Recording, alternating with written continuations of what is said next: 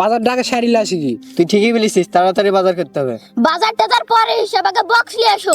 ভাই তুমি কিন্তু জানো আমার একটা পছন্দের গান আছে। আরে থাম, এত ব্যস্ত হচ্ছিস কেন? আমরা আগে বাজারটা সারিলে আসি। আমি তো বলেছি সব জনের ব্যবস্থা করা হয়েছে, তোরা সব করতে পারবি।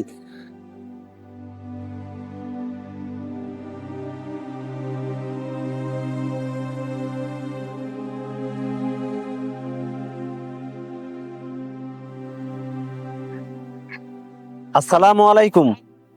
ওয়ালাইকুম আসসালাম। আরে ইমাম সাহেব, আপনি এখানে? হ্যাঁ বাবা, তোমাদেরকে দেখে আমি এখানে আসলাম। এত আয়োজন, এত আনন্দ, এত প্রস্তুতি কিসের? হুজুর, আজকে রাতে আমরা সবাই হ্যাপি নিউ ইয়ার পালন করবো, তো এই উপলক্ষে একটা পিকনিকের আয়োজন করছি। এর জন্য ছেলে পেলে এত আনন্দ ফুর্তি করছে। শোনো বাবা, আনন্দ করা হারাম কিছুই নয়, তবে কোন আনন্দ আল্লাহ পছন্দ করেন আর কোনটা পছন্দ করেন না সেটা কিন্তু জানা ফরজ। আর আমার জানা মতে তোমরা তো সকলেই মুসলমান ঘরের সন্তান, তাই না?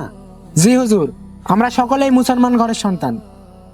তাহলে তোমরা যে হ্যাপি নিউ ইয়ার পালন করতে যাচ্ছ, এটা কি ইসলামী কোনো সংস্কৃতি নাকি ইসলামী কোনো দিবস?